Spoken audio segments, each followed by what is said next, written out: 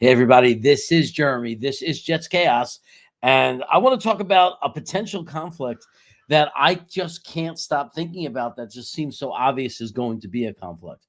We have a general manager in Muji, and we have a coach in Aaron Glenn.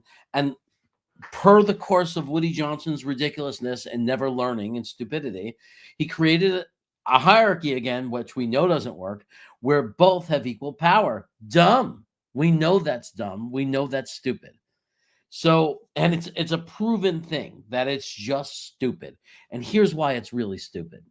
So now we have a general manager who didn't hire the head coach, right? Everything's really nice when they're hired. We're buddies. We're all aligned. Everything's great.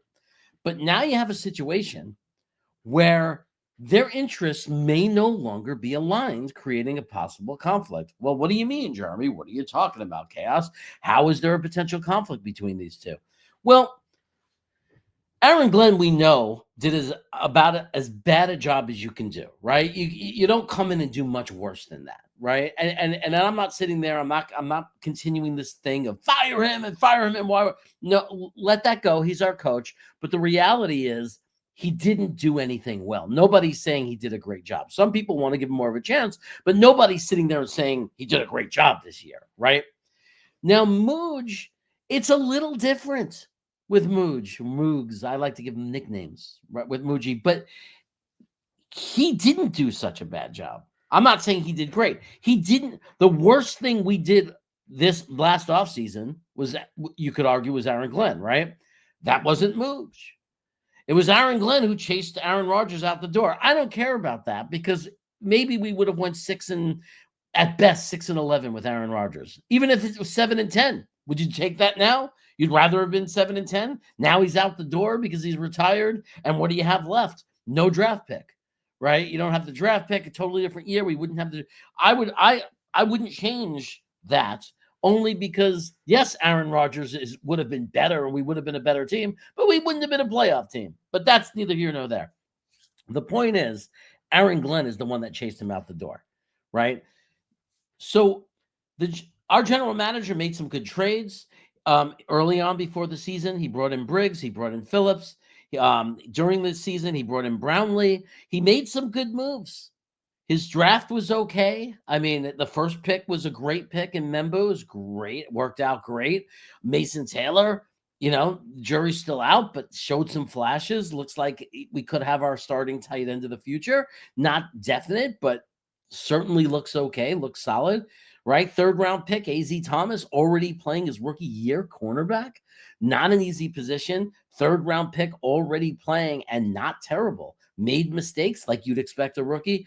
Not a bad draft. Some good moves and then the big moves during the season, getting us all those draft picks. The Sauce Gardner pick trade is now genius because now it's the 16th pick. And the Colts didn't anticipate that when they made the trade. So that turned out to be amazing already because it's already the 16th pick this year. Not even to mention we have a first round next year. And it's not that Sauce Gardner wasn't a good player. He's a great coverage cornerback, but he's not a blue chip player. He's not a needle moving superstar player. He's not Myles Garrett or Max Crosby or Darrelle Revis, right? He's not this unbelievable superstar. He's not, because he's missing the other half of it. Really good coverage guy, not a playmaker, doesn't make huge plays for whatever reason. Not taking knocks at the guy, great football player, but 2 first round picks, one of them already being the 16th pick was. And we free up $30 million a year in salary cap is a great move. Okay. Same thing with Quinton Williams. He's gone this year anyway, this offseason. You realize that we would have lost him we would have been in much worse position. It would have been like an Hassan Reddick situation with the Eagles, right? Here's a guy who doesn't want to be here. It would have been a mess. So, hey, man, we got the 45th pick of this draft coming up. We got a first rounder next year. If Dallas misses the playoffs again, which they could, they missed it this year. Why would we think it's impossible they miss it next year? Top 18 pick. That would be amazing. And next year's draft is going to be a great draft. So Mooj is okay. He's doing fine, right? But Aaron Glenn isn't. So we don't know that they are tied together so completely. So here's the conflict. Aaron Glenn needs to win next year. Needs to. We know he's gone if he's not practically. It's practically written on the walls. He's almost gone this year. I still don't know if he's completely safe this offseason, right? Moogs is not in that position. I don't know that he is. He didn't hire Aaron Glenn. He's made some good moves. Why would you? Why he made great contracts that allowed us to trade Sauce Gardner, right? Really cleverly structured deals that other teams are now stealing. They're copying it because it was done so well. So we might have a really good GM. We don't know yet, but he's done some good things. And I don't think he's on the hot seat, and he shouldn't be. There really is no justification to say we need to start over again and to the point where we have to get rid of our general manager. It's crazy overreaction. And it's stupid because you'll never build a winner that way, right? So here's the conflict. Aaron Glenn wants to win now. Moogs doesn't. Moogs sees that in 27, great quarterbacks are coming out. Let's say Dante Moore doesn't declare. It's an easier scenario then, right? Because then we don't have to go into the debate of whether Dante Moore is a guy you want or not. He doesn't declare. It's a one quarterback draft as far as first top 10, right? Is Aaron Glenn going to fight to take Ty Simpson at 16 or even at 2 or trade back and take him because he's so desperate when most of our fan base know that that's not a smart thing to do and that we don't know that Simpson's ready and that's just rolling dice. And if we miss, we're screwed royally for years and we're going to miss out on next year, right? But Aaron Glenn is so desperate to win. And Moog's attitude is, look, we want to improve and I want to keep making good moves, but I want to be smart for the longer term. And I'm not saying 5 years. I'm saying the longer term, meaning I want to rebuild this roster in 2 years, in the best possible way. And Aaron Rodgers is trying to save his job and Moog's is trying to do what's right for the long term. Like Moogs might be thinking, hey, well, let's just get a bridge quarterback. Let's not invest too much of our money. And then next year, if there's no quarterback to draft this year, we can't force it. Maybe we'll throw a dart on day 3. Maybe we'll take one of the guys. Maybe we'll even throw a dart in the second round, right? On Chablis or Chambliss or Simpson if he slips or whatever it is, right? Maybe we'll do that. That's fine. But not that we're tied to it. So if we suck next year, the Arch Manning sweepstakes is well and good. Right? Like we don't have to be in a situation where we already took our guy. Like we don't want to put ourselves in that situation. So there's potential conflict because Aaron Glenn's going to want to use all the money. Get me guys. I have to win. Whereas Moogs knows that long term, that's stupid. We know that we can't buy a team. We can't go from 3-14 and be a playoff team or a team that could have a chance to win a Super Bowl by taking $100 million in salary cap and buying a team. Because $100 million is not enough. What are you going to get? 3 big-time players, and then you're going to save the other $10 million to sign the other 20 empty roster spots. So while we have a lot of cap space, we don't, because we're going to have we're going to literally have with free agency 30 around, give or take a couple, 30 departing players.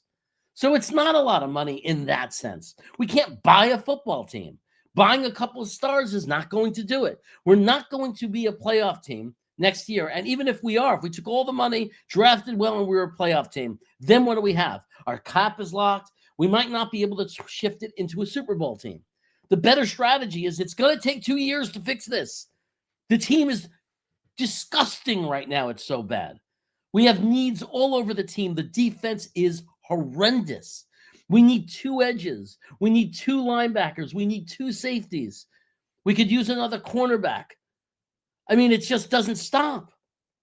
I mean, we have so many needs, right? So clearly there's going to be potential conflict there because we are set up and aligned to really do this right over the next couple of years, 2 off seasons. And I'm not saying not improve next year, but I'm saying until we really could seriously say we have a chance at the playoffs and then eventually, if everything hits the right way, be one of those magical teams. Right? I mean, that's my opinion of it. I could be wrong, but that's not the point of this video. The point of the video is to point out that there's potential conflict because we don't know that Moogs and Aaron Glenn are going to be aligned in what they want because one might be safer than the other. So one might want to do what's good for the long term while the other is trying to save their job, hence the problem. So you figure it out. Let me know what you think in the comments. Do you think there's going to be a potential conflict? Are you conflicted?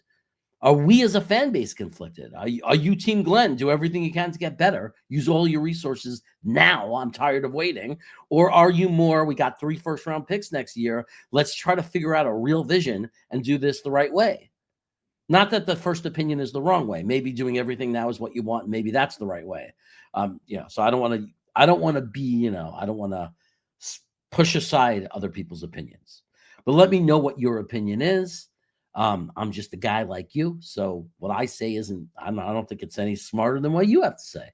But anyway, subscribe to the channel, like the channel. That's my thoughts about it. I think there's a potential conflict brewing, and I just wonder how they're going to sort that out and who wins.